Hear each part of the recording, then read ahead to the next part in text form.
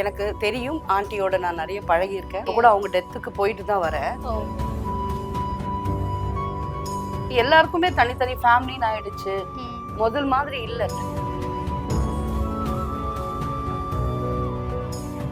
So அதனால அவங்க ஃபேமிலிக்குள்ள அது ஒரு டிஸ்பியூட். அதை பத்தி நம்ம பேசுறதுக்கு நமக்கு ரைட்ஸே கிடையாது. அதுல பர்டிகுலரா இப்போ அவங்க உயிரோடவும் இல்லை.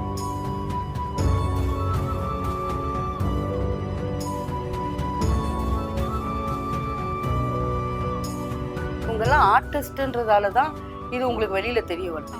இதே மாதிரி எத்தனை பொதுமக்கள் இந்த மாதிரி கஷ்டப்பட்டுட்டு இருக்காங்க. நடிகர் சங்கம்ல எல்லாம் ஒன்றும் ஹெல்ப் எல்லாம் பண்ணல. பாலா உண்மையிலேயே நான் அந்த நிமிஷத்தை அந்த நொடியில கடவுளை பார்த்த மாதிரி இருந்தது எனக்கு. ஏன்னா அந்த ஆண்டி அவ்வளோ சஃபர் பண்ணிட்டு இருந்தாங்க ஒரு ஹாஸ்பிட்டல்ல சேர முடியாம.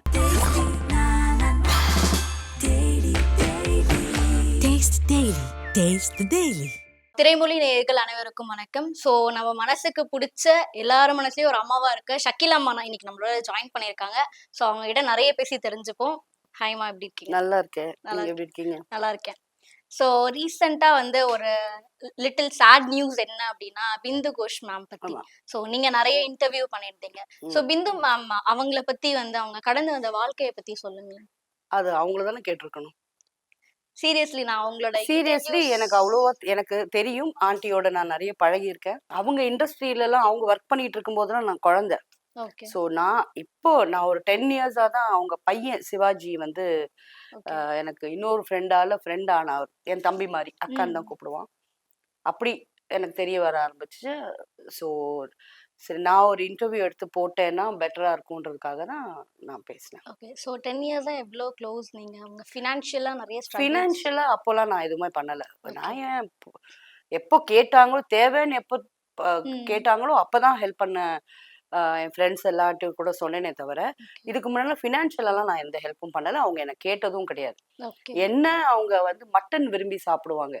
ஸோ எப்போ யார் வீட்டுக்கு வராங்கன்னு ஃபோன் அடிச்சாலும் எனக்கு மட்டன் செஞ்சு கொண்டு வந்துரு அப்படின்னுவாங்க. ஓகே. ஸோ அவங்க லைக் அவங்க சம்பாதிச்ச எல்லா சொத்தையுமே அவங்க பசங்களுக்கே செஞ்சுட்டதா அப்படின்னு சொல்றாங்க. பட் ஸ்டில் அவங்களோட கடைசி காலகட்டத்தில் ஃபினான்ஷியலாக ரொம்ப ஸ்ட்ரகிள் பண்ணியிருக்காங்க. ஸோ அவங்க ஃபேமிலி சைடு இருந்து எந்த ஹெல்ப்பும் வந்தது இல்லையா? இல்லம்மா, அதுக்கப்புறம் வந்திருக்கு. இப்போ கூட அவங்க டெத்துக்கு போயிட்டு தான் வரேன். ஸோ எல்லாம் ஒன்னாதான் இருக்காங்க. அது எல்லாருக்குமே தனித்தனி ஃபேமிலின்னு ஆயிடுச்சு. முதல் மாதிரி இல்லைல்ல. முதல்ல எல்லாம் ஒரு கூட்டு குடும்பமா இருந்தோம். அவங்க ஒரு அம்மானா இத்தனை பேர் ஹெல்ப் பண்ணும், அத்தனை பிள்ளைங்களும் பண்ணுவாங்க. இப்போ அப்படி இல்லை சுச்சுவேஷன். அவங்கவுங்களுக்கு விலைவாசியும் அப்படி இருக்கு. அவங்களுக்கும் குழந்தைங்க இருக்காங்க. அவங்களையும் பார்க்க வேண்டியது இருக்கு. ஸோ அதனால அவங்க ஃபேமிலிக்குள்ள அது ஒரு டிஸ்பியூட். அதை பத்தி நம்ம பேசுறதுக்கு நமக்கு ரைட்ஸே கிடையாது. அதுல பர்டிகுலரா இப்போ அவங்க உயிரோடவும் இல்லை. அதனால அவங்கள பத்தி பேசுறதுக்கு நமக்கு எந்த உரிமையும் கிடையாது. ஓகே. சோ அவங்க ஒரு காமெடி ஆக்ட்ரஸ் இல்லையா? அவங்கள பத்தி பேச உரிமை இல்லைன்னு சொல்லிட்டேன்ல. அப்ப நம்ம அவங்கள பத்தி பேச வேண்டாம். ஓகே. ஸோ இப்போ திரைத்துறையில மெடிக்கல் இஷ்யூஸ் நிறைய பேர் அதனால நடிக்காம ஸ்டாப் ஆயிடுறாங்க. மெடிக்கல் இஷ்யூஸ் இருக்கிறதுனால அவங்க ஹெல்த்தை பார்த்துக்கணும் அப்படின்றதுனால அவங்களால கெரியரை கண்டினியூ பண்ண முடியாம இருக்கு. எனக்கு கொஞ்சம் ஃபினான்ஷியலாகவும் ஸ்ட்ரகிள் ஆகுறாங்க. Like Ponnambalam sir, Lulu Shaba, Seshu sir இவங்கெல்லாம் கொஞ்சம் ஸ்ட்ரகிள் ஆனாங்க. ஸோ இவங்களுக்கெல்லாம் எந்த ஒரு சப்போர்ட் திரைத்துறையிலேருந்து கிடைக்கிறது இல்லையா? நான் அது ஏன் இப்ப இவங்கெல்லாம் ஆர்டிஸ்ட்ன்றதால தான் இது உங்களுக்கு வெளியில தெரிய வருது. இதே மாதிரி எத்தனை பொதுமக்கள் இந்த மாதிரி கஷ்டப்பட்டுட்டு இருக்காங்க. அது என்ன ஆர்டிஸ்டுக்குன்னு? நீயும் மனுஷன் தான், நானும் மனுஷிதான். ஸோ நான் ஜென்ரலா இதை பத்தி வேணா பேசுவேனே தவிர ஆர்டிஸ்டுக்கு வரலன்னு. ஆர்டிஸ்ட்லாம் என்ன பண்றீங்க? முதல்ல இவங்களுக்கெல்லாம் பெரிய சம்பளமும் கிடையாது. இன்னொன்னு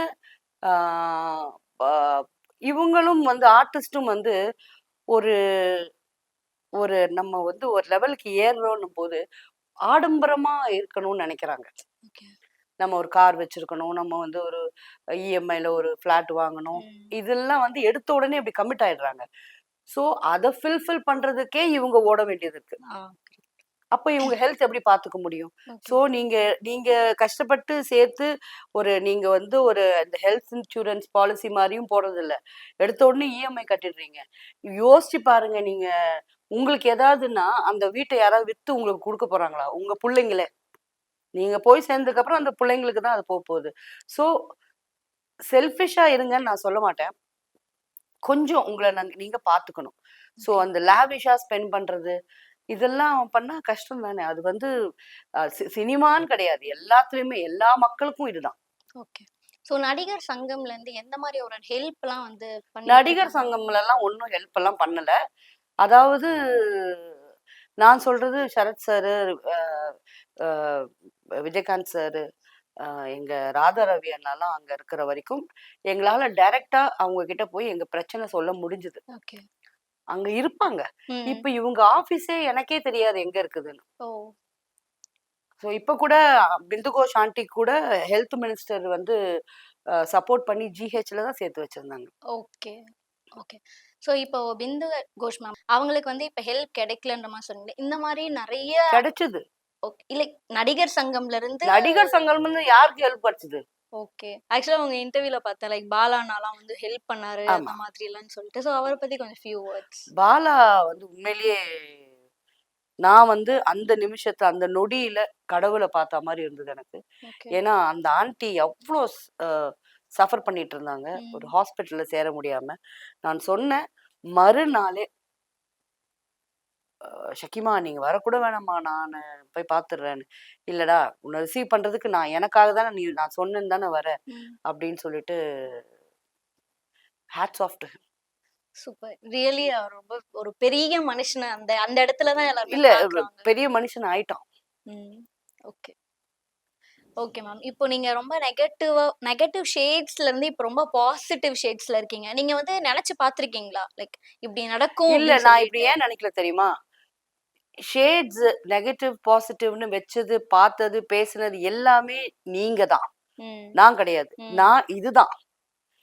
என்னால மாற மக்கள் நீங்க வந்துட்டு நினைக்கிறீங்களா? நம்ம அந்த இப்போ ஃப்ரேம்ல பார்த்து you can't you yeah! can't you can't change your personality or what you are yes. all of a sudden. S.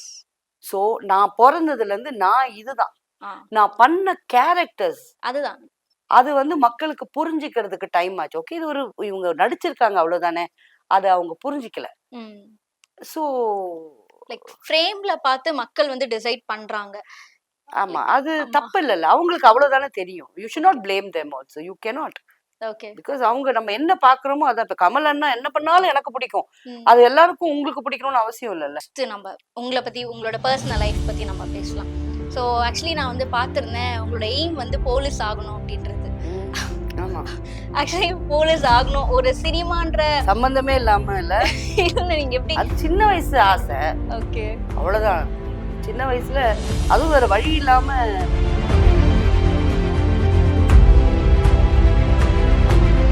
எனக்கு தெரியும். ஆண்டியோட நான் நிறைய பழகியிருக்கேன். இப்ப கூட அவங்க டெத்துக்கு போயிட்டு தான் வரேன். ஓ. எல்லாருக்குமே தனித்தனி ஃபேமிலின்னு ஆயிடுச்சு. ம். முதல் மாதிரி இல்ல.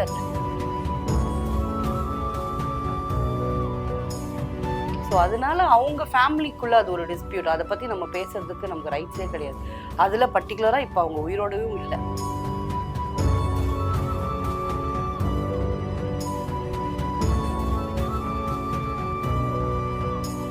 இவங்கெல்லாம் ஆர்டிஸ்ட்ன்றதால தான் இது உங்களுக்கு வெளியில தெரிய வருது. இதே மாதிரி எத்தனை பொதுமக்கள் இந்த மாதிரி கஷ்டப்பட்டுட்டு இருக்காங்க. நடிகர் சங்கம்ல எல்லாம் ஒன்றும் ஹெல்ப் எல்லாம் பண்ணல. பாலா வந்து உண்மையிலேயே நான் வந்து அந்த நிமிஷத்துல, அந்த நொடியில கடவுளை பார்த்த மாதிரி இருந்தது எனக்கு. ஏன்னா அந்த ஆன்டி அவ்வளோ சஃபர் பண்ணிட்டு இருந்தாங்க. ஒரு ஹாஸ்பிட்டல்ல சேர முடியாம.